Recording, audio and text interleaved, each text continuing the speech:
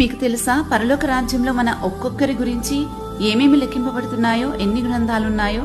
మొదటిగా నిర్గమకాండంలో మన పేర్లన్నీ రాయబడిన ఒక గ్రంథం ఉందని మోషే చెప్తున్నాడు. 2 మత్తయి సువార్త 10వ అధ్యాయంలో మన తల వెంట్రుకలన్నీ లెక్కింపబడి ఉన్నాయని యేసుప్రభు వారు అంటారు.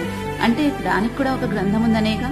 3 కీర్తనల 56వ అధ్యాయంలో మన సంచారంలో లెక్క రాయబడిన గ్రంథం ఉందని, అక్కడే మన కన్నీళ్లు కూడా ఒక గ్రంథంలో రాయబడి ఉన్నాయని ప్రస్తావించబడింది.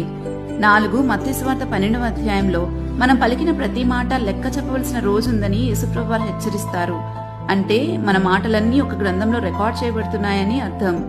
5 ప్రకటన 20:12లో మన క్రియలకు సంబంధించిన గ్రంథం ఒకటిందని పేర్కొనబడింది. 6 మలాకీ 3:16లో ఆయన నామము స్మరించుచూ ఉండు వారికి జ్ఞాపకార్థంగా ఒక గ్రంథం ఉందని రాయబడింది.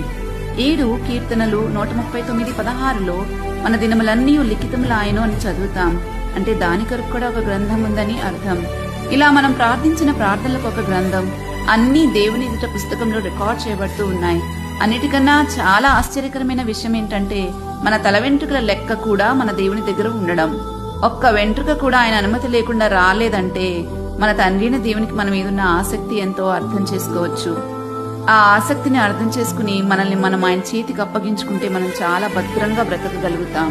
నిత్య జీవాన్ని తప్పక చేరుకుంటాం.